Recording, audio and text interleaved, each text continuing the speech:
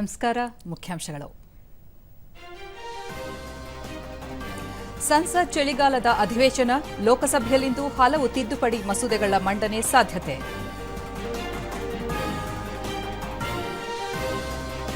ವಿಕಸಿತ ಭಾರತ ಯುವ ನಾಯಕತ್ವದ ಸಂವಾದ, ರಸಪ್ರಶ್ನೆಯಲ್ಲಿ ಪಾಲ್ಗೊಳ್ಳುವಂತೆ ಯುವ ಸಮೂಹಕ್ಕೆ ಪ್ರಧಾನಿ ನರೇಂದ್ರ ಮೋದಿ ಕರೆ.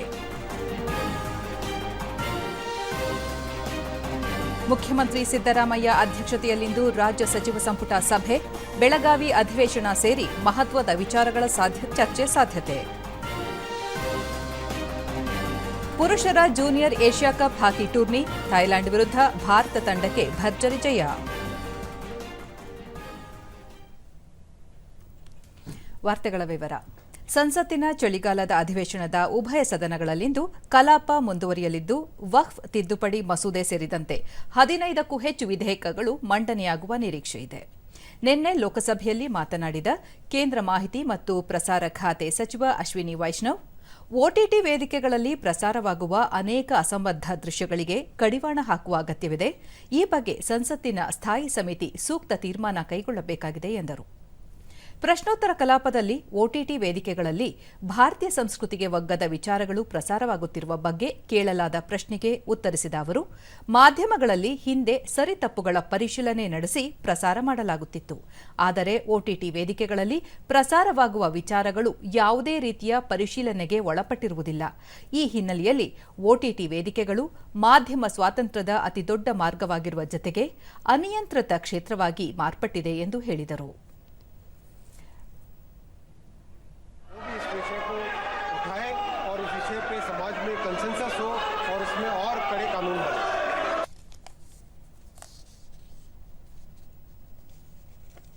ರಾಜ್ಯಸಭೆಯಲ್ಲಿ ಅದಾನಿ ಭ್ರಷ್ಟಾಚಾರ ಸಂಬಂಧ ಪ್ರತಿಪಕ್ಷಗಳು ಗದ್ದಲ ಮುಂದುವರೆಸಿದ ಕಾರಣ ಕಲಾಪ ಇಂದಿಗೆ ಮುಂದೂಡಲಾಗಿದೆ.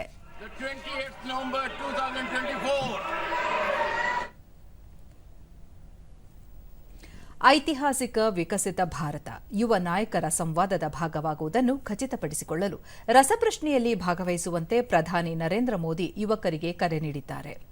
ವಿಕಸಿತ ಭಾರತ ರಸಪ್ರಶ್ನೆಯಲ್ಲಿ 4 ಹಂತಗಳಿವೆ. ಕಳೆದ 25ರಿಂದ ಮುಂದಿನ ತಿಂಗಳ 5ರವರೆಗೆ ಅಖಿಲ ಭಾರತ ಡಿಜಿಟಲ್ ರಸಪ್ರಶ್ನೆ ಸ್ಪರ್ಧೆಯೊಂದಿಗೆ ಪ್ರಾರಂಭವಾಗಲಿದೆ. 15ರಿಂದ 29 ವರ್ಷದೊಳಗಿನ ಎಲ್ಲ ಸ್ಪರ್ಧೆಯು ವಿಕಸಿತ ಭಾರತದ ಗುರಿಯನ್ನು ಸಾಧಿಸಲು ಇದು ಯುವಕರ ಅನನ್ಯ ಕೊಡುಗೆಯಾಗಿದೆ ಎಂದು ಪ್ರಧಾನಿ ಸಾಮಾಜಿಕ ಜಾಲತಾಣದಲ್ಲಿ ಹೇಳಿದ್ದಾರೆ.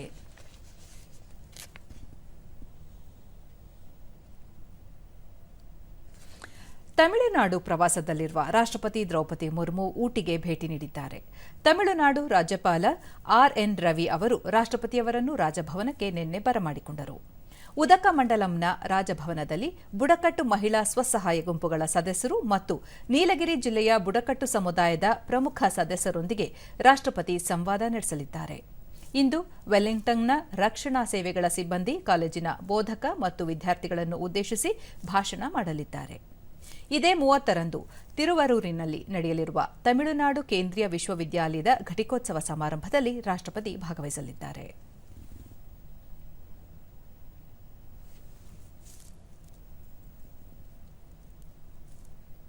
ದ್ವಿಪಕ್ಷೀಯ ಒಪ್ಪಂದಗಳು ಮತ್ತು ಬಹುಪಕ್ಷೀಯ ವೇದಿಕೆಗಳ ಮೂಲಕ ವ್ಯಾಪಾರ ಸಂಬಂಧಗಳನ್ನು ಹೆಚ್ಚಿಸುವ ಸಹಯೋಗವನ್ನು ಇನ್ನಷ್ಟು ಬಲಪಡಿಸುವಂತೆ ಕೇಂದ್ರ ವಾಣಿಜ್ಯ ಮತ್ತು ಕೈಗಾರಿಕಾ ಸಚಿವ ಪಿಯೂಷ್ ಗೋಯಲ್ ಫ್ರೆಂಚ್ ಮತ್ತು ಏಷ್ಯಾ ಪೆಸಿಫಿಕ್ ಪಾಲುದಾರರಿಗೆ ಕರೆ ನೀಡಿದ್ದಾರೆ.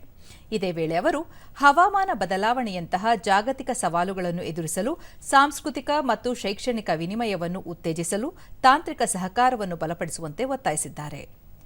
ದೆಹಲಿಯಲ್ಲಿ ನಿನ್ನೆ ನಡೆದ ಏಷ್ಯಾ ಪೆಸಿಫಿಕ್ ಪ್ರದೇಶದ ಫ್ರೆಂಚ್ ವಿದೇಶಿ ವ್ಯಾಪಾರ ಆಯುಕ್ತರ ವಾರ್ಷಿಕ ಸಮ್ಮೇಳನದಲ್ಲಿ ಸಚಿವರು 2024ರ ಆರ್ಥಿಕ ವರ್ಷದಲ್ಲಿ ಭಾರತ ಫ್ರಾನ್ಸ್ ನಡುವಿನ ದ್ವಿಪಕ್ಷೀಯ ವ್ಯಾಪಾರ $15 ಶತಕೋಟಿ ತಲುಪಿದೆ ಎಂದು ಹೇಳಿದರು. Make in India, digital India ಮತ್ತು ಸ್ಟಾರ್ಟ್ಅಪ್ ಇಂಡಿಯಾದಂತಹ ಉಪಕ್ರಮಗಳು ವಿದೇಶಿ ಹೂಡಿಕೆಗಳನ್ನು ಆಕರ್ಷಿಸುವ ಜೊತೆಗೆ ಆರ್ಥಿಕ ಬೆಳವಣಿಗೆಯ ವೇಗವನ್ನು ಹೆಚ್ಚಿಸಲು ನೆರವಾಗಿವೆ ಎಂದು ಪ್ರತಿಪಾದಿಸಿದರು. Electric vehicles, we have potential to co-innovate EV technologies, and I believe the large Indian market with first-time owners of automobiles. So many parts of the developed world will have to persuade people to move from an existing ICE engine to an EV engine. But India will have such a large pool of first-time vehicle owners that we can actually together create a sustainable mobile revolution through electric mobility in India. ಮುಖ್ಯಮಂತ್ರಿ ಸಿದ್ದರಾಮಯ್ಯ ಅಧ್ಯಕ್ಷತೆಯಲ್ಲಿಂದು ವಿಧಾನಸೌಧದಲ್ಲಿ ಸಚಿವ ಸಂಪುಟ ಸಭೆ ನಡೆಯಲಿದೆ. ಸಭೆಯಲ್ಲಿ ಇತ್ತೀಚೆಗೆ ನಡೆದ ಉಪಚುನಾವಣೆಯಲ್ಲಿ ಕಾಂಗ್ರೆಸ್ ಗೆಲುವು ಸೇರಿದಂತೆ ಹಲವು ಮಹತ್ವದ ವಿಚಾರಗಳು ಪ್ರಸ್ತಾವವಾಗುವ ನಿರೀಕ್ಷೆಯಿದೆ. ಇದೇ ವೇಳೆ ಸಂಪುಟ ಪುನಾರಚನೆಯ ಬಗ್ಗೆಯೂ ಚರ್ಚೆ ನಡೆಯಲಿದ್ದು, ಮುಂಬರುವ ಬೆಳಗಾವಿ ಅಧಿವೇಶನದ ಪೂರ್ವ ಸಿದ್ಧತೆ ಹಾಗೂ ಸರ್ಕಾರದ ಕಾರ್ಯತಂತ್ರಗಳ ಬಗ್ಗೆ ಸಮಾಲೋಚನೆ ನಡೆಯುವ ಸಾಧ್ಯತೆಯಿದೆ. ಸಭೆಗೂ ಮುನ್ನ ಮುಖ್ಯಮಂತ್ರಿ ಸಿದ್ದರಾಮಯ್ಯ ನಗರದ ಚಾಮರಾಜಪೇಟೆಯಲ್ಲಿ ಬಿಬಿಎಂಪಿ ವತಿಯಿಂದ ಆಯೋಜಿಸಲಾಗಿರುವ ದ್ವಿತೀಯ ಹಂತದ ಘನತ್ಯಾಜ್ಯ ವರ್ಗಾವಣೆ ಘಟಕ ಹಾಗೂ ಸ್ವಯಂಚಾಲಿತ ತ್ಯಾಜ್ಯ ವಿಂಗಡಣೆ ಘಟಕವನ್ನು ಉದ್ಘಾಟಿಸಲಿದ್ದಾರೆ. ಸಂಜೆ ಮುಖ್ಯಮಂತ್ರಿ ದೆಹಲಿ ಪ್ರವಾಸ ಕೈಗೊಳ್ಳಲಿದ್ದಾರೆ.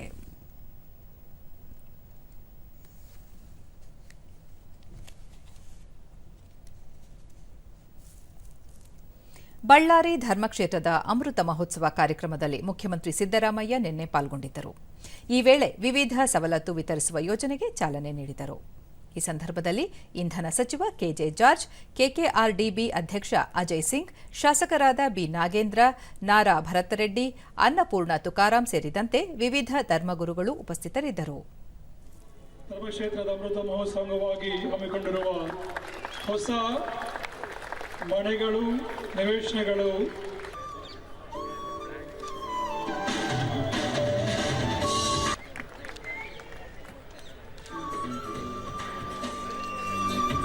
ಭಾರತ ದೇಶ ಬಳಿಕ ಮುಖ್ಯಮಂತ್ರಿ ಸಿದ್ದರಾಮಯ್ಯ, ಭಾರತ ಬಹುತ್ವದ ದೇಶ, ಸರ್ವಧರ್ಮ ಸಮನ್ವಯ ಹೊಂದಿರುವ ನಾಡು. ದೇಶದ ಪರಂಪರೆಯನ್ನು ಉಳಿಸಿ ಬೆಳೆಸುವುದು ಪ್ರತಿಯೊಬ್ಬ ನಾಗರಿಕರ ಕರ್ತವ್ಯ. ಪ್ರತಿಯೊಬ್ಬರಿಗೂ ಗುಣಮಟ್ಟದ ಶಿಕ್ಷಣದ ಜೊತೆಗೆ ವೈಚಾರಿಕ, ವೈಜ್ಞಾನಿಕ ಶಿಕ್ಷಣ ದೊರೆತಾಗ ಸಮಾಜದ ಪ್ರಗತಿಗೆ ಪೂರಕವಾಗಲಿದೆ ಎಂದು ತಿಳಿಸಿದರು. ಅದಕ್ಕೆ ಸರ್ವಧರ್ಮ ಸಮನ್ವಯ ಈ ದೇಶದಲ್ಲಿ ಮಾತ್ರ ನೋಡಲಿಕ್ಕೆ ಸಾಧ್ಯ ಆಗ್ತದೆ. ಇದು ನಮ್ಮ ಪರಂಪರೆ. ಈ ಪರಂಪರೆಯನ್ನ ಉಳಿಸಿಕೊಂಡು ಬೆಳೆಸಿಕೊಂಡು ಹೋಗ್ತಕ್ಕಂಥದ್ದೇ ನಮ್ಮೆಲ್ಲರ ಕರ್ತವ್ಯ ಅಂತಕ್ಕಂಥದ್ದನ್ನ ಈ ಸಂದರ್ಭದಲ್ಲಿ ಹೇಳಲಿಕ್ಕೆ ಬಯಸ್ತಾ ಇದ್ದೇನೆ. ಕಳಸಾ ಬಂಡೂರಿ ನಾಲಾ ಯೋಜನೆಗೆ ಅನುಮತಿ ನೀಡುವಂತೆ ಉಪಮುಖ್ಯಮಂತ್ರಿ ಡಿಕೆ ಶಿವಕುಮಾರ್ ದೆಹಲಿಯಲ್ಲಿ ನಿನ್ನೆ ಕೇಂದ್ರ ಅರಣ್ಯ ಸಚಿವ ಭೂಪೇಂದ್ರ ಯಾದವ್ ಅವರನ್ನು ಭೇಟಿ ಮಾಡಿ ಮನವಿ ಸಲ್ಲಿಸಿದರು. ಕಳಸಾ ಬಂಡೂರಿ ನಾಲಾ ವಿಚಾರದಲ್ಲಿ ಮಧ್ಯಪ್ರವೇಶಿಸಿ ಅಗತ್ಯವಿರುವ ಅರಣ್ಯ ಹಾಗೂ ವನ್ಯಜೀವಿ ಮಂಡಳಿಯ ಅನುಮತಿ ಕೊಡಿಸಬೇಕು ಎಂದು ಸಚಿವರಿಗೆ ಮನವಿ ಸಲ್ಲಿಸಿದರು. ಕಳಸಾ ನಾಲೆ ಯೋಜನೆಗೆ ಕಾಳಿ ಹಾಗೂ ಸಹ್ಯಾದ್ರಿ ಹುಲಿ ಸಂರಕ್ಷಣಾ ಪ್ರದೇಶದಲ್ಲಿ 1,06,852 ಹೆಕ್ಟೇರ್ ಅರಣ್ಯ ಭೂಮಿ ಅಗತ್ಯವಿದೆ. ಬೆಳಗಾವಿ ಜಿಲ್ಲೆಯ ಖಾನಾಪುರ ತಾಲೂಕಿನ ಕಣಕೊಂಬಿ ಸುತ್ತಮುತ್ತಲಿನ ಹಳ್ಳಿಗಳನ್ನು ಈ ಪ್ರದೇಶ ಹೊಂದಿದ್ದು, ಇದರಲ್ಲಿ ಜಾಕ್ವೆಲ್ ಸಹಿತ ಪಂಪ್ ಹೌಸ್, ವಿದ್ಯುತ್ ಉಪಕೇಂದ್ರಗಳನ್ನು ನಿರ್ಮಾಣ ಮಾಡಲಾಗುವುದು ಎಂದು ತಿಳಿಸಿದ್ದಾರೆ. ಗೋವಾದ ವನ್ಯಜೀವಿ ಮಂಡಳಿಯ ಮುಖ್ಯಸ್ಥರು ವನ್ಯಜೀವಿ ಸಂರಕ್ಷಣಾ ಕಾಯ್ದೆ 1972 ಸೆಕ್ಷನ್ 29 ಪ್ರಸ್ತಾಪಿಸಿ ಈ ಯೋಜನೆ ಕಾಮಗಾರಿಗೆ ಆಕ್ಷೇಪ ವ್ಯಕ್ತಪಡಿಸಿದ್ದಾರೆ. ಹೀಗಾಗಿ ಕರ್ನಾಟಕವು ಸುಪ್ರೀಂ ಮುಂದೆ ದಾಖಲು ಮಂಡಿಸಿದೆ. ಈ ಎಲ್ಲ ಬೆಳವಣಿಗೆ ಹಿನ್ನೆಲೆಯಲ್ಲಿ ಕಳಸಾ ನಾಲಾ ಯೋಜನೆ ವಿಷಯದಲ್ಲಿ ಮಧ್ಯಪ್ರವೇಶಿಸಬೇಕು ಎಂದು ಅವರು ಒತ್ತಾಯಿಸಿದ್ದಾರೆ.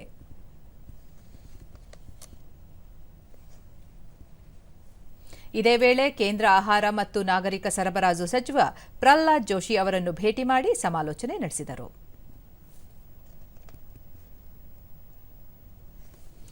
ಜಿಲ್ಲಾ ಆರೋಗ್ಯ ಇಲಾಖೆಯ ಪ್ರಗತಿ ಪರಿಶೀಲನೆ ಕುರಿತು ಆರೋಗ್ಯ ಮತ್ತು ಕುಟುಂಬ ಕಲ್ಯಾಣ ಸಚಿವ ದಿನೇಶ್ ಗುಂಡೂರಾವ್ ಶಿವಮೊಗ್ಗದಲ್ಲಿ ನಿನ್ನೆ ಸಭೆ ನಡೆಸಿದರು. ಬಳಿಕ ಅವರು ಶಿಶು ಮರಣ ಕಡಿಮೆ ಮಾಡಲು ತಾಲೂಕು ಮಟ್ಟದ ಆಸ್ಪತ್ರೆಯಲ್ಲಿ ವಿಶೇಷ ನವಜಾತ ಆರೈಕೆ ಘಟಕಗಳನ್ನು ವ್ಯವಸ್ಥೆ ಮಾಡಲಾಗುವುದು, ಶಸ್ತ್ರಚಿಕಿತ್ಸೆ ಮೂಲಕ ಹೆರಿಗೆ ಪ್ರಮಾಣ ಕಡಿಮೆ ಮಾಡಿ ಸಾಮಾನ್ಯ ಹೆರಿಗೆಗಳಿಗೆ ಆದ್ಯತೆ ನೀಡುವಂತೆ ಅಧಿಕಾರಿಗಳಿಗೆ ಸೂಚಿಸಲಾಗಿದೆ ಎಂದರು. ಜಿಲ್ಲಾ ಮಟ್ಟದ ವೈದ್ಯಕೀಯ ಕಾಲೇಜು ಆಸ್ಪತ್ರೆಗಳಲ್ಲಿ ಮಾತ್ರ ವಿಶೇಷ ನವಜಾತ ಆರೈಕೆ ಘಟಕಗಳು ಇದ್ದು, ತಾಲೂಕು ಮಟ್ಟದ ಎಂಸಿಎಚ್ ಆಸ್ಪತ್ರೆಗಳಿಂದ ಮಕ್ಕಳನ್ನು ಜಿಲ್ಲಾ ಮಟ್ಟದ ಆಸ್ಪತ್ರೆಗೆ ಸಾಗಿಸುವಾಗ ಸಾಕಷ್ಟು ತೊಂದರೆ ಎದುರಾಗುತ್ತಿದೆ. ಈ ಹಿನ್ನೆಲೆಯಲ್ಲಿ ತಾಲೂಕು ಮಟ್ಟದಲ್ಲೇ ಇರುವ ತಾಯಿ ಮತ್ತು ಮಕ್ಕಳ ಆಸ್ಪತ್ರೆಯಲ್ಲಿ ವಿಶೇಷ ವ್ಯವಸ್ಥೆ ಮಾಡಲಾಗುವುದು ಎಂದು ಹೇಳಿದರು. ಕುರುಡು ಮುಕ್ತ ಶಿವಮೊಗ್ಗ ಕಾರ್ಯಕ್ರಮಕ್ಕೆ ಆರೋಗ್ಯ ಇಲಾಖೆ ವತಿಯಿಂದ ಎಲ್ಲಾ ರೀತಿಯ ಸಹಕಾರ ನೀಡಲಾಗುವುದು. ಜೊತೆಗೆ ಕಣ್ಣಿನ ತಪಾಸಣೆ, ಪೊರೆ ಶಸ್ತ್ರಚಿಕಿತ್ಸೆ ಸೇರಿದಂತೆ ಉಚಿತ ಕನ್ನಡಕ ನೀಡುವ ಆಶಾಕಿರಣ ಯೋಜನೆಯಡಿಯಲ್ಲಿ ಜಿಲ್ಲೆಯಲ್ಲಿ ಕಾರ್ಯಕ್ರಮ ಜಾರಿಗೊಳಿಸುವಂತೆ ಸೂಚಿಸಲಾಗಿದೆ ಎಂದರು. ಶಿವಮೊಗ್ಗ ಜಿಲ್ಲೆಯ ಸಾಗರ, ಹೊಸನಗರ, ಶಿವಮೊಗ್ಗ ಗ್ರಾಮೀಣ ಪ್ರದೇಶಗಳಿಗೆ 3 ಸಂಚಾರಿ ಕ್ಲಿನಿಕ್ಗಳನ್ನು ಜನವರಿ ತಿಂಗಳ ಒಳಗೆ ನೀಡುವುದಾಗಿ ಭರವಸೆ ನೀಡಿದ ಅವರು, ಮಂಗನ ಕಾಯಿಲೆ ಹಾಗೂ ಸಾಂಕ್ರಾಮಿಕ ರೋಗಗಳು ಹಾಗೂ ನಕಲಿ ವೈದ್ಯರ ಬಗ್ಗೆ ಎಚ್ಚರಿಕೆ ವಹಿಸುವಂತೆ ಇದೇ ವೇಳೆ ಅಧಿಕಾರಿಗಳಿಗೆ ಸೂಚಿಸಿದರು. ಇಲ್ಲಿಯ ಅಧಿಕಾರಿಗಳು ಮತ್ತು ನಮ್ಮ ಸಿಇಒ ZP DC ಅವರು ಅದಕ್ಕೆ ಒಂದು ಕಾರ್ಯಗತ ಮಾಡ್ತಕ್ಕಂಥದ್ದಕ್ಕೆ ಅಂದರೆ ಒಂದು ಕಣ್ಣಿನ ಚಿಕಿತ್ಸೆ, ಈ ಕ್ಯಾಟ್ರಾಕ್ಟು, ಪೊರೆ ಚಿಕಿತ್ಸೆಗಳು ಅದನ್ನು, ಮತ್ತು ಗ್ಲೋಕೋಮಾ ಮತ್ತು ಡಯಾಬಿಟಿಕ್ ರೆಟಿನೋಪತಿ. ಇದರದೆಲ್ಲ ಒಂದು ಸಮಗ್ರವಾಗಿ ಇಡೀ ಜಿಲ್ಲೆಯ ಪ್ರತಿಯೊಬ್ಬರನ್ನು ಕೂಡ ನಾವು ಅದನ್ನು ತಪಾಸಣೆ ಮಾಡಿಸಿ ಮತ್ತು ಅವರಿಗೆ ಟ್ರೀಟ್ಮೆಂಟ್ ಕೂಡ ಕೊಟ್ಟು ಅಗತ್ಯ ಇರುವಂಥ ಸರ್ಜರಿಗಳನ್ನು ಕೂಡ ಮಾಡಿಸಿ ಮತ್ತು ಯಾರ್ಯಾರಿಗೆ ಕನ್ನಡಕಗಳು ಬೇಕು ಅದು ನಾವು ಫ್ರೀಯಾಗಿ ಕೊಡಿಸೋದಕ್ಕೂ ಕೂಡ ಸಾಧ್ಯ ಇದೆ. ಫ್ರೀಯಾಗಿ ಕನ್ನಡಕಗಳ ವಿತರಣೆ ಮಾಡುವುದು ಅಂದರೆ ಎಲ್ರಿಗೂ ಕೂಡ ಕಣ್ಣಿನ ಒಂದು ಏನು ಚಿಕಿತ್ಸೆಗಳನ್ನು ಕೊಡ್ಬೋದು. ಇಡೀ ಜಿಲ್ಲೆಯ ಪ್ರತಿಯೊಬ್ಬರು ಕೂಡ ಚಿಕ್ಕ ಮಗುವಿಂದ ಹಿಡಿದು ವಯಸ್ಸಾಗಿರೋರು ಕೂಡ ಅದನ್ನು ಕವರ್ ಮಾಡಬೇಕು ಅಂತ ಒಂದು ಕಾರ್ಯಕ್ರಮ. ವಿಜಯಪುರದ ಕರ್ನಾಟಕ ರಾಜ್ಯ ಅಕ್ಕಮಹಾದೇವಿ ಮಹಿಳಾ ವಿಶ್ವವಿದ್ಯಾಲಯದಲ್ಲಿ ಆಯೋಜಿಸಿರುವ 19ನೇ ಅಂತರ್ ಮಹಾವಿದ್ಯಾಲಯಗಳ ಯುವ ಜನೋತ್ಸವ ಶಕ್ತಿ ಸಂಭ್ರಮ ಕಾರ್ಯಕ್ರಮಕ್ಕೆ ಮಹಿಳಾ ಮತ್ತು ಮಕ್ಕಳ ಅಭಿವೃದ್ಧಿ ಖಾತೆ ಸಚಿವೆ ಲಕ್ಷ್ಮೀ ಹೆಬ್ಬಾಳ್ಕರ್ ನಿನ್ನೆ ಚಾಲನೆ ನೀಡಿದರು. ಧಾರವಾಡದ ಕರ್ನಾಟಕ ಬಾಲ ವಿಕಾಸ ಅಕಾಡೆಮಿ ಅಧ್ಯಕ್ಷ ಸಂಗಮೇಶ ಬಬಲೇಶ್ವರ, ಉಪಕುಲಪತಿ ಪ್ರೊಫೆಸರ್ BK ತುಳಸಿಮಾಲ, ಕುಲಸಚಿವ ಶಂಕರಗೌಡ ಸೋಮನಾಳ, ಮೌಲ್ಯಮಾಪನ ಕುಲಸಚಿವ ಪ್ರೊಫೆಸರ್ HM ಚಂದ್ರಶೇಖರ್ ಸೇರಿದಂತೆ ಹಲವರು ಉಪಸ್ಥಿತರಿದ್ದರು. 3 ದಿನಗಳ ಕಾಲ ನಡೆಯುವ ಯುವ ಜನೋತ್ಸವ ಕಾರ್ಯಕ್ರಮದಲ್ಲಿ ವಿವಿಧ ವಿಶ್ವವಿದ್ಯಾಲಯಗಳ ಸಾವಿರಾರು ವಿದ್ಯಾರ್ಥಿಗಳು ಭಾಗವಹಿಸಿದ್ದಾರೆ. ಲಕ್ಷ್ಮೀ ಹೆಬ್ಬಾಳ್ಕರ್ ಮಹಿಳೆಯರು ಎಲ್ಲ ಕ್ಷೇತ್ರಗಳಲ್ಲೂ ಮೈಲಿಗಲ್ಲು ಸಾಧಿಸಿದ್ದು ಅವರ ಸಾಧನೆ ಮತ್ತಷ್ಟು ಮುಂದುವರಿಯಬೇಕಿದೆ. ಜೀವನದಲ್ಲಿ ಸಮಸ್ಯೆಗಳನ್ನು ಮೆಟ್ಟಿ ನಿಲ್ಲಬೇಕು. ಇದಕ್ಕಾಗಿ ನಿರಂತರ ಪರಿಶ್ರಮ ಅಗತ್ಯ. ಯಶಸ್ಸು ಸುಲಭವಾಗಿ ದೊರೆಯುವುದಿಲ್ಲ. ಪ್ರತಿಯೊಂದು ಹಂತದಲ್ಲೂ ಹೋರಾಟ ಮಾಡಬೇಕು ಎಂದು ಹೇಳಿದರು. ಗಂಡು ಮಗ ಹುಟ್ಟಿದ್ರು ಕೂಡ ಅಷ್ಟೇ ಸಂತೋಷ ಸಂಭ್ರಮವನ್ನ ಪಡುವಂತ ಈ ಯುಗದಲ್ಲಿ ನಾವು ಯಾವ ರೀತಿ ಬದುಕನ್ನ ಸಾಗಿಸಬೇಕು, ಪ್ರಾಮಾಣಿಕವಾದಂತ ಪ್ರಯತ್ನ ಗುರಿ ಇದ್ರೆ ನಿಮ್ಮ ತಂದೆ ತಾಯಿಗಳು ಕಂಡಂತ ಕನಸನ್ನ ತಾವು ಈಡೇರಿಸ್ತೀರ. ಗೋವಾದಲ್ಲಿ ನಡೆಯುತ್ತಿರುವ 55ನೇ ಭಾರತ ಅಂತಾರಾಷ್ಟ್ರೀಯ ಚಲನಚಿತ್ರೋತ್ಸವ ಇಂದು ಸಮಾರೋಪಗೊಳ್ಳಲಿದೆ. ಭಾರತೀಯ ಸಿನಿಮಾದ ದಿಗ್ಗಜ ನಟರ ಮತ್ತು ಆಕರ್ಷಕ ಪ್ಯಾನೆಲ್ ಸಂವಾದಗಳೊಂದಿಗೆ ಚಿತ್ರೋತ್ಸವ ಮುಕ್ತಾಯ ಹಂತದ ತಲುಪಿದೆ. ಅಂತಿಮ ಹಂತದಲ್ಲಿ ತಾಪನ್ ಸಿನ್ಹಾ ಅವರ ಹಾರ್ಮೋನಿಯಂ ಸೇರಿದಂತೆ ಸುಮಾರು 70 ಚಲನಚಿತ್ರಗಳು ಪ್ರದರ್ಶನಗೊಂಡಿವೆ. ದಿವಂಗತ ಲತಾ ಮಂಗೇಶ್ಕರ್ ಸ್ಮರಣೆಗಾಗಿ ಮಾತುಕತೆ ಆಯೋಜಿಸಲಾಗಿದ್ದು, ರಾಜ್ ಕಪೂರ್, ಮೊಹಮ್ಮದ್ ರಫಿ, ತಪನ್ ಸಿನ್ಹಾ ಮತ್ತು ಅಕ್ಕಿನೇನಿ ನಾಗೇಶ್ವರ ರಾವ್ ಅವರ ಶತಮಾನೋತ್ಸವವನ್ನು ಈ ಚಿತ್ರೋತ್ಸವದಲ್ಲಿ ಆಚರಿಸಲಾಗುತ್ತಿದೆ. ಚಿತ್ರೋತ್ಸವದಲ್ಲಿ ಇದುವರೆಗೆ ಒಟ್ಟು 81 ದೇಶಗಳ 180 ಚಿತ್ರಗಳನ್ನು ಪ್ರದರ್ಶಿಸಲಾಗಿದ್ದು, ಇವುಗಳಲ್ಲಿ 109 ಭಾರತೀಯ ಚಿತ್ರಗಳಾಗಿವೆ. ಇಂದು ಸಜ್ಜದಿತ್ ರೇ ಜೀವಮಾನದ ಸಾಧನೆ ಪ್ರಶಸ್ತಿ, ಉತ್ತಮ ಚಿತ್ರ ನಿರ್ದೇಶಕ ಪ್ರಶಸ್ತಿ ಸೇರಿದಂತೆ ಹಲವು ಪ್ರಶಸ್ತಿಗಳ ಪ್ರದಾನ ಕಾರ್ಯಕ್ರಮ ನಡೆಯಲಿದೆ. ಗೋಲ್ಡನ್ ಪೀಕಾಕ್ ಪ್ರಶಸ್ತಿಗಾಗಿ ಭಾರತದ ಆರ್ಟಿಕಲ್ 370 ಚಿತ್ರ ಸೇರಿದಂತೆ 3 ಚಿತ್ರಗಳು ಸ್ಪರ್ಧೆಯಲ್ಲಿವೆ.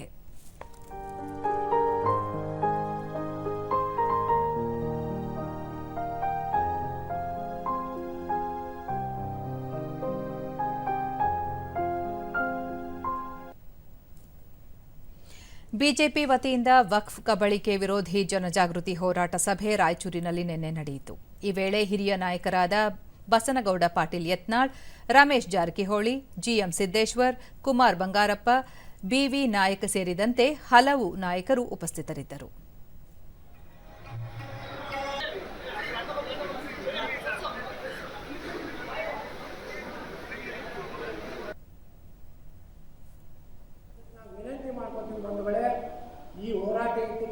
ಬಳಿಕ ಬಸನಗೌಡ ಪಾಟೀಲ್ ಯತ್ನಾಳ್, ವಕ್ಫ್ ಮಂಡಳಿ ವತಿಯಿಂದ ರೈತರ ಭೂಮಿ ಕಬಳಿಕೆ ವಿರುದ್ಧ ನಿರಂತರ ಹೋರಾಟ ನಡೆಯಲಿದೆ.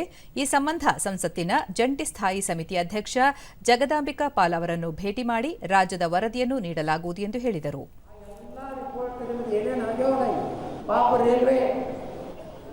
ಜಮೀನು ರೈತರದ್ದು 120 ಎಕರೆ ಪರಿಹಾರ ಕೊಡುವಾಗ DC ಇದು ಲ್ಯಾಂಡ್ ಅಕ್ವಿಸಿಷನ್ ಆಫೀಸರ್ಗೆ ವಕಾಫದ CEO ಪತ್ರ ಬರೀತಾನೆ.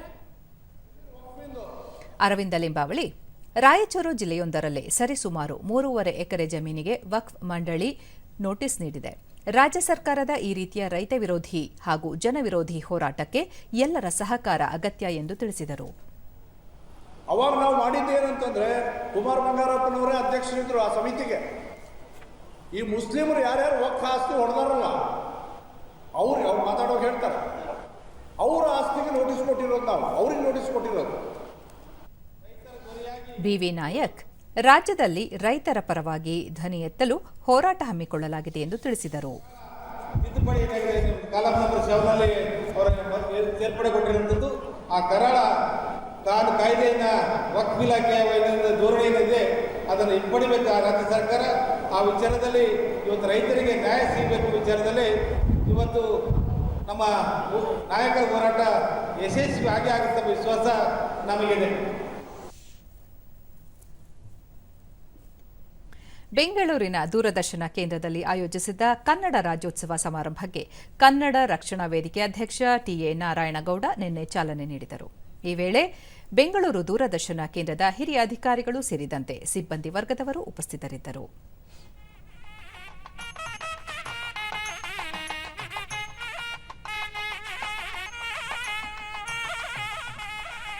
ಎಲ್ಲೆಲ್ಲಿ ಕನ್ನಡದ ಕಂಪು ಸೂಸಲು ರಾಣಿ ನಮ್ಮ ಕನ್ನಡಿಗರ ಮನೆ ದೇವತೆ, ಮನದ ದೇವತೆ.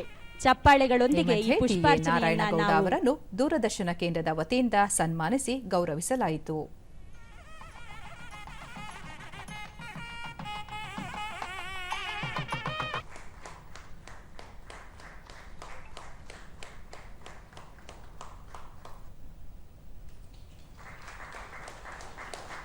ಕನ್ನಡದ ಕಟ್ಟಾಳು ನಾರಾಯಣಗೌಡರಿಗೆ ಅಭಿನಂದನೆಗಳು.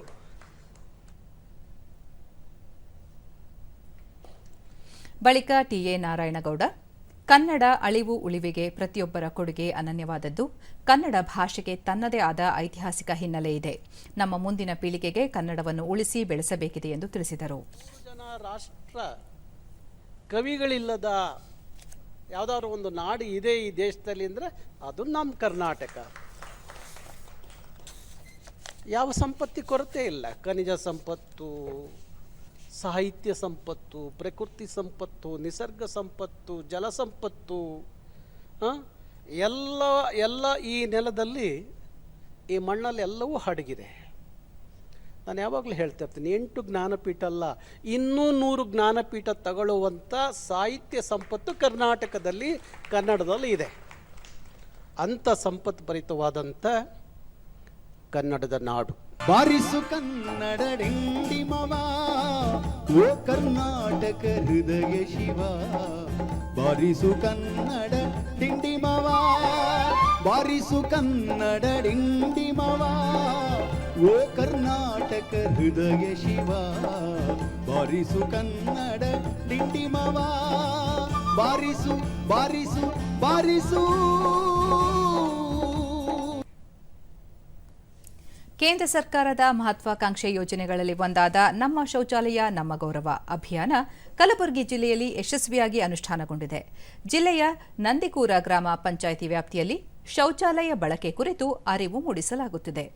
ಅಧಿಕಾರಿಗಳು, ಮಹಿಳೆಯರು ಮತ್ತು ವಿದ್ಯಾರ್ಥಿಗಳು ಮನೆ ಮನೆಗೆ ಭೇಟಿ ನೀಡಿ ಶೌಚಾಲಯ ಬಳಕೆ ಮತ್ತು ಸ್ವಚ್ಛತೆ ಕುರಿತು ಜಾಗೃತಿ ಮೂಡಿಸುತ್ತಿದ್ದಾರೆ. ಜೊತೆಗೆ ಶೌಚಾಲಯ ಕಟ್ಟಿಕೊಳ್ಳಲು ಸ್ಥಳ ಇಲ್ಲದವರಿಗಾಗಿ ಸಾರ್ವಜನಿಕ ಶೌಚಾಲಯ ವ್ಯವಸ್ಥೆ ಕಲ್ಪಿಸಲಾಗಿದೆ.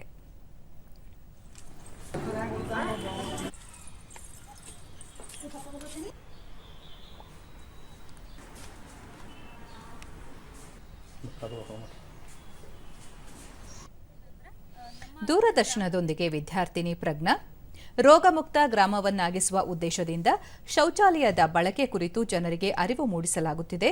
ಇದು ಒಳ್ಳೆಯ ಬೆಳವಣಿಗೆ ಎಂದರು. ಹೇಗೆ ಬಳಸಬೇಕನ್ನೋದು ಹೇಳಿದೆವು. ಮತ್ತು ಯಾರಿಗೆ ಶೌಚಾಲಯ ಇಲ್ಲ, ಸೊ ಅಲ್ಲಿ ಹೈಟೆಕ್ ಶೌಚಾಲಯನ ಬಳಸಬೇಕು ಅಂತ ಹೇಳಿದ್ದೆವು ಸರ್. ನಮ್ಮ ಶೌಚಾಲಯ ನಮ್ಮ ಗ್ರಾಮಸ್ಥರಾದ ಶ್ವೇತಾ ನಮ್ಮ ಶೌಚಾಲಯ ನಮ್ಮ ಗೌರವ ಅಭಿಯಾನದಡಿ ಮನೆ ಮನೆಗೆ ಭೇಟಿ ನೀಡಿ ಸ್ವಚ್ಛತೆ ಬಗ್ಗೆ ಜಾಗೃತಿ ಮೂಡಿಸಲಾಗುತ್ತಿದೆ ಎಂದು ತಿಳಿಸಿದರು. ಅದರಲ್ಲಿ ವೃದ್ಧರಿಗೆ, ವಯಸ್ಕರಿಗೆ, ಸೊ ಯುವಕರಿಗೆ, ಯುವತಿಯರಿಗೆ ಎಲ್ರಿಗೂ ಮೊದಲನೇದಾಗಿ ಹೈಟೆಕ್ ಶೌಚಾಲಯ ನಮ್ಮ ಗ್ರಾಮದಲ್ಲಿ ನಮ್ಮ ಹಳ್ಳಿಯಲ್ಲಿ ನಿರ್ಮಾಣಗೊಂಡಿದ್ದು ಅದು ಅತ್ಯಂತ ಸಂತೋಷದ ವಿಷಯ ಇದಾಗಿತ್ತು. ಕಲಬುರಗಿಯ ಸ್ವಚ್ಛ ಭಾರತ ಮಿಷನ್ ಯೋಜನಾ ನಿರ್ದೇಶಕ ಬಿ ಜಗದೇವ ಕಲ್ಯಾಣ ಕರ್ನಾಟಕ ಅಭಿವೃದ್ಧಿ ಯೋಜನೆಯಡಿ ಶೌಚಾಲಯ ನಿರ್ಮಾಣ ಮತ್ತು ಸ್ವಚ್ಛತೆಗಾಗಿ 25 ಲಕ್ಷ ರೂಪಾಯಿ ಮೀಸಲಿಡಲಾಗಿತ್ತು. ಪ್ರತಿ ಮನೆಗೆ ಉಚಿತ ಶೌಚಾಲಯ ವ್ಯವಸ್ಥೆ ಕಲ್ಪಿಸುವುದರ ಜೊತೆಗೆ ಸಾರ್ವಜನಿಕ ಪ್ರದೇಶಗಳಲ್ಲೂ ಶೌಚಾಲಯಕ್ಕೆ ವ್ಯವಸ್ಥೆ ಮಾಡಲಾಗುತ್ತಿದೆ ಎಂದು ಹೇಳಿದರು. ಯಾರು ಈಗಾಗಲೇ ಶೌಚಾಲಯವನ್ನು ಹೊಂದಿರ್ತಾರೆ ಅವರು ಶೌಚಾಲಯವನ್ನು ಬಳಸದೇ ಇದ್ರೆ ಅದನ್ನು ಬಳಸುವ ರೀತಿಯಲ್ಲಿ ಮಾಡ್ತಕ್ಕಂಥ ಅಭಿಯಾನವನ್ನು ಸಹಿತ ಮಾಡ್ತಾ ಇದ್ದೀವಿ. ಮುಖ್ಯಮಂತ್ರಿ ಆಗುವುದಕ್ಕೂ ಮುನ್ನ ಸಾಮಾನ್ಯ ವ್ಯಕ್ತಿಯಾಗಿ ಕಾರ್ಯಕರ್ತನಾಗಿ ಕೆಲಸ ನಿರ್ವಹಿಸಿದ್ದು ಮುಂದೆಯೂ ಸಾಮಾನ್ಯ ವ್ಯಕ್ತಿಯಾಗಿ ಕಾರ್ಯನಿರ್ವಹಿಸುವುದಾಗಿ ಮಹಾರಾಷ್ಟ್ರದ ಹಂಗಾಮಿ ಮುಖ್ಯಮಂತ್ರಿ ಏಕನಾಥ ಶಿಂದೆ ತಿಳಿಸಿದ್ದಾರೆ. ಮುಂಬೈನಲ್ಲಿ ನಿನ್ನೆ ಸುದ್ದಿಗೋಷ್ಠಿಯಲ್ಲಿ ಅವರು ಶಿವಸೇನೆ, ಬಿಜೆಪಿ, ಎನ್ಸಿಪಿ ಮೈತ್ರಿಕೂಟದ ಸರ್ಕಾರ ಕೈಗೊಂಡ ಅಭಿವೃದ್ಧಿ ಕಾರ್ಯಕ್ರಮಗಳ ಪರಿಣಾಮವಾಗಿ ವಿಧಾನಸಭೆ ಚುನಾವಣೆಯಲ್ಲಿ ಪ್ರಚಂಡ ಬಹುಮತ ದೊರೆತಿದೆ ಎಂದು ಹೇಳಿದರು. ಮಹಾರಾಷ್ಟ್ರದ ನೂತನ ಸರ್ಕಾರ ರಚನೆಯಲ್ಲಿ ಯಾವುದೇ ಅಡೆತಡೆಗಳು ನಿರ್ಮಾಣವಾಗುವುದಿಲ್ಲ ಎನ್ನುವ ವಿಷಯವನ್ನು ಪ್ರಧಾನಿ ನರೇಂದ್ರ ಮೋದಿ ಅವರಿಗೆ ಮನವರಿಕೆ ಮಾಡಿಕೊಡಲಾಗಿದೆ. ಅವರು ಯಾವುದೇ ನಿರ್ಧಾರ ಕೈಗೊಂಡರೂ ಶಿವಸೇನೆ ಪಕ್ಷದ ಸಮ್ಮತಿ ಇದೆ. ಮಹಾರಾಷ್ಟ್ರ ಸರ್ಕಾರಕ್ಕೆ ಕೇಂದ್ರ ಸರ್ಕಾರ ನಿರಂತರವಾಗಿ ಬೆಂಬಲ ನೀಡಿದೆ. ಇದಕ್ಕಾಗಿ ಪ್ರಧಾನಿ ನರೇಂದ್ರ ಮೋದಿ, ಗೃಹ ಸಚಿವ ಅಮಿತ್ ಶಾ ಅವರಿಗೆ ಧನ್ಯವಾದ ಸಲ್ಲಿಸುವುದಾಗಿ ಹೇಳಿದರು.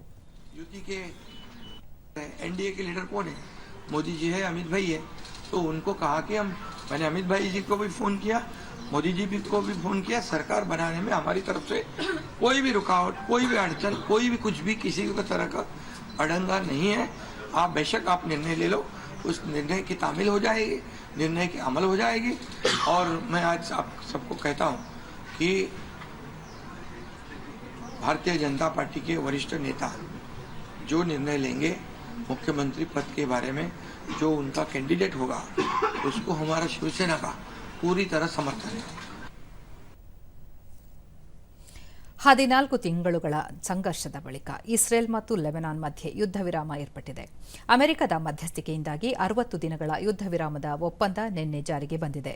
ಲೆಬನಾನ್ ಪ್ರದೇಶದಿಂದ ಇಸ್ರೇಲ್ ತನ್ನ ಪಡೆಗಳನ್ನು ಹಿಂತೆಗೆದುಕೊಳ್ಳಲಿದೆ. ಕಳೆದ ಸೆಪ್ಟೆಂಬರ್ನಲ್ಲಿ ಇಸ್ರೇಲ್ ಲೆಬನಾನಿನ ಬೈರೂತ್ ಮೇಲೆ ತೀವ್ರ ವೈಮಾನಿಕ ದಾಳಿ ನಡೆಸಿತ್ತು. ಯುದ್ಧದ ಪರಿಣಾಮವಾಗಿ ನೂರಾರು ನಾಗರಿಕರು ಸಾವಿಗೀಡಾಗಿದ್ದರು. ಇಸ್ರೇಲ್ ಲೆಬನಾನ್ ಯುದ್ಧ ವಿರಾಮವನ್ನು ಭಾರತ ಸ್ವಾಗತಿಸಿದೆ. ಮಾತುಕತೆ ಮತ್ತು ರಾಜತಾಂತ್ರಿಕತೆಯ ಮಾರ್ಗದ ಮೂಲಕ ಪರಿಹಾರ ಕಂಡುಕೊಳ್ಳಲು ಮತ್ತು ಸೇನಾ ಪಡೆಗಳನ್ನು ಹಿಂತೆಗೆದುಕೊಳ್ಳಲು ಭಾರತ ನಿರಂತರವಾಗಿ ಮನವಿ ಮಾಡುತ್ತಿದೆ. ಸದ್ಯದ ಬೆಳವಣಿಗೆಯಿಂದಾಗಿ ಈ ಪ್ರದೇಶದಲ್ಲಿ ಶಾಂತಿ ಹಾಗೂ ಸ್ಥಿರತೆ ನೆಲೆಸುವ ನಿರೀಕ್ಷೆ ಇದೆ ಎಂದು ವಿದೇಶಾಂಗ ವ್ಯವಹಾರಗಳ ಸಚಿವಾಲಯ ತಿಳಿಸಿದೆ.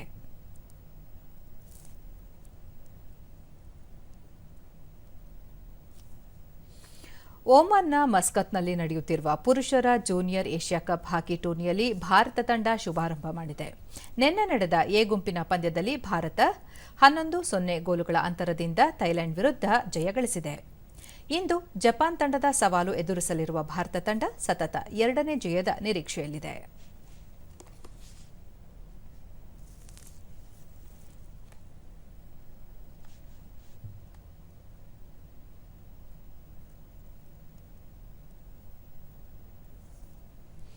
ಸಿಂಗಪುರದಲ್ಲಿ ನಡೆಯುತ್ತಿರುವ ವಿಶ್ವ ಚೆಸ್ ಚಾಂಪಿಯನ್ಶಿಪ್ ಫೈನಲ್ನ 3ನೇ ಸುತ್ತಿನಲ್ಲಿ ಭಾರತದ ಡಿ ಗುಕೇಶ್ ಜಯಗಳಿಸಿದ್ದಾರೆ.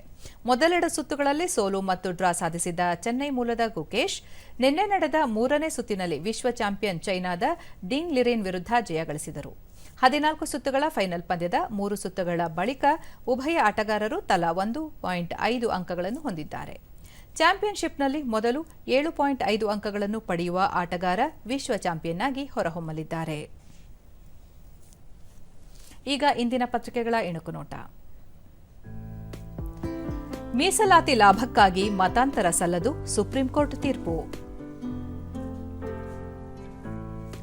ದರಖಾಸ್ತು ಪೋಡಿ ಚಿಂತೆ ಬಿಡಿ, 2 ನಮೂನೆಗಳಲ್ಲಿ ಬದಲಾವಣೆ, ಪಾರದರ್ಶಕ ತ್ವರಿತ ಕ್ರಮಕ್ಕೆ ತಂತ್ರಜ್ಞಾನದ ಬಲ ನೀಡಿದ ಸರ್ಕಾರ. ಸರ್ಕಾರಿ ನೌಕರರಿಗೆ ಬಂಪರ್, ಡಿಎ ಶೇಕಡಾ 2.25ರಷ್ಟು ಹೆಚ್ಚಳ, ಶೇಕಡಾ 8.50ರಿಂದ ಶೇಕಡಾ 10.75ಕ್ಕೆ ತುಟ್ಟಿ ಭತ್ಯೆ ಏರಿಕೆ. ಫೆಂಗಲ್ ಚಂಡಮಾರುತ ಪರಿಣಾಮ, ರಾಜ್ಯದಲ್ಲಿ ಮಳೆ ಚಳಿ, ತಮಿಳುನಾಡಿನಲ್ಲಿ ಭಾರೀ ಮಳೆ, orange yellow alert. Test ranking, Bumrah ಅಗ್ರಸ್ಥಾನ, ಜೈಸ್ವಾಲ್ಗೆ 2ನೇ ಸ್ಥಾನ. ಇವು ಇಂದಿನ ಪತ್ರಿಕೆಗಳ ಪ್ರಮುಖ ಸುದ್ದಿ. ಉಳಿದಂತೆ ವಾರ್ಡ್ಗಳಿಗೆ ನೋಡಲ್ ಅಧಿಕಾರಿಗಳ ನಿಯೋಜನೆ. ಬಿಎಂಟಿಸಿ ಚಾಲನಾವಧಿ ಹೆಚ್ಚಳ, ಹೆಚ್ಚಿದ ವಾಹನ ದಟ್ಟಣೆಯಲ್ಲಿ ಜಿಪಿಎಸ್ ಟ್ರ್ಯಾಕಿಂಗ್ ಸಿಸ್ಟಮ್ ಮೂಲಕ ನೈಜ ಸಮಯದ ಗುರುತು. ಈರುಳ್ಳಿ ಬೆಲೆ ಮತ್ತೆ ಏರಿಕೆ, ದುಬಾರಿ ದುನಿಯಾ, ಅಡುಗೆ ಎಣ್ಣೆ, ಅಕ್ಕಿ, ತೊಗರಿಬೇಳೆ ಸೇರಿ ಅಗತ್ಯ ವಸ್ತುಗಳ ಬೆಲೆ ಗಗನಕ್ಕೆ. ಮನೆ ಮನೆಗೂ ಕಾವೇರಿ ನೀರು ಪೂರೈಕೆ, ಬಿಡಬ್ಲ್ಯೂಎಸ್ಎಸ್ಬಿಯಿಂದ ಸಂಪರ್ಕ ಅಭಿಯಾನ. ಡಾಕ್ಟರ್ ರಾಮ್ಪ್ರಸಾದ್ ಮನೋಹರ್. ಬ್ಯಾಡ್ಮಿಂಟನ್, ಸಿಂಧು ಲಕ್ಷ್ಯಗೆ ಜಯ. ವೀಕ್ಷಕರೇ, ಬೆಂಗಳೂರು ಪ್ರಾದೇಶಿಕ ಸುದ್ದಿ ವಿಭಾಗ ಪ್ರತಿ ಮಂಗಳವಾರ ಹಾಗೂ ಗುರುವಾರ ತಾಜಾ ವಿಷಯಗಳ ಕುರಿತು ಚರ್ಚಾ ಸಮಯ ವಿಶೇಷ ಕಾರ್ಯಕ್ರಮವನ್ನು ಪ್ರಸಾರ ಮಾಡಲಿದೆ.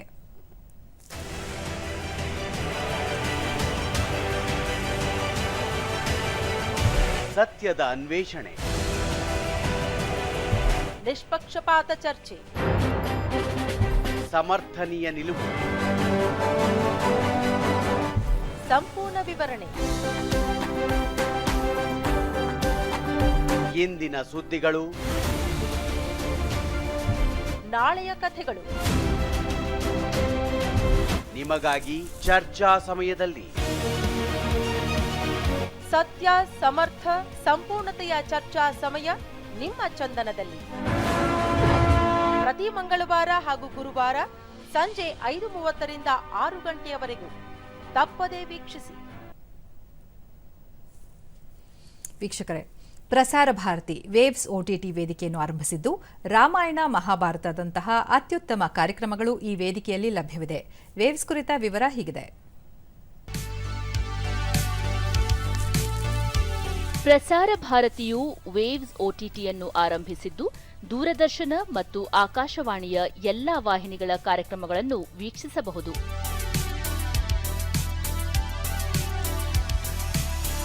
ದೂರದರ್ಶನ ಹಾಗೂ ಆಕಾಶವಾಣಿಯ ಸುಪ್ರಸಿದ್ಧ ಕಾರ್ಯಕ್ರಮಗಳು ಸೇರಿದಂತೆ ವಿವಿಧ ಭಾಷೆಗಳ ಚಲನಚಿತ್ರಗಳು ಈ ವೇದಿಕೆಯಲ್ಲಿ ಲಭ್ಯವಿವೆ. ಪ್ಲೇಸ್ಟೋರ್ನಲ್ಲಿ ವೇವ್ಸ್ OTT ಆಪ್ ಅನ್ನು ಡೌನ್ಲೋಡ್ ಮಾಡಿಕೊಂಡು ಕಾರ್ಯಕ್ರಮಗಳನ್ನು ವೀಕ್ಷಿಸಬಹುದಾಗಿದೆ.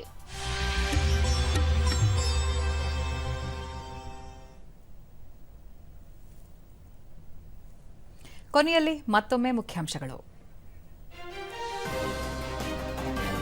ಸಂಸತ್ ಚಳಿಗಾಲದ ಅಧಿವೇಶನ, ಲೋಕಸಭೆಯಲ್ಲಿಂದು ಹಲವು ತಿದ್ದುಪಡಿ ಮಸೂದೆಗಳ ಮಂಡನೆ ಸಾಧ್ಯತೆ.